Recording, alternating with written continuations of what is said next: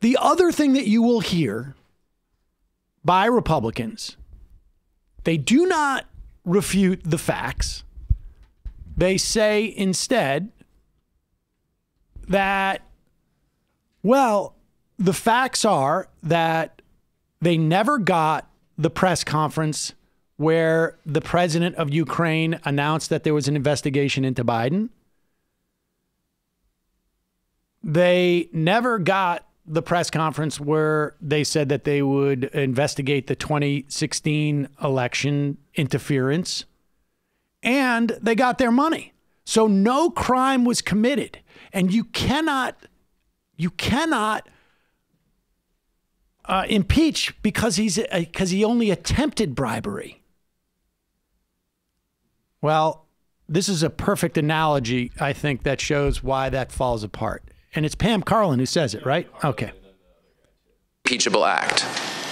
Professor Karlan, does it matter to impeachment that the unfounded investigations the president sought were ultimately never announced? No, it doesn't. And if I could give an example that I think shows why soliciting is enough. Imagine that you were pulled over for speeding by a police officer, and the officer comes up to the window and says, "You were speeding, but if you give me $20, I'll drop the ticket." And you look in your wallet and you say to the officer, I don't have the $20. And the officer says, "Okay, well, just go ahead, have a nice day." The officer would still be guilty of soliciting a bribe there, even though he ultimately let you off without your paying. Soliciting itself is the impeachable offense, regardless whether the other person comes up with it. So imagine that the president had said, "Will you do us a favor? Will you investigate Joe Biden?"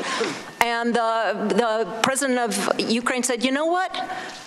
No, I won't, because we've already looked into this and it's totally baseless."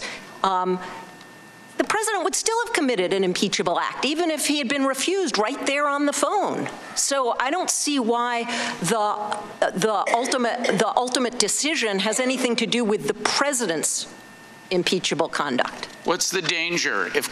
There you go. The question isn't what happened after the president broke the law or committed the impeachable offense.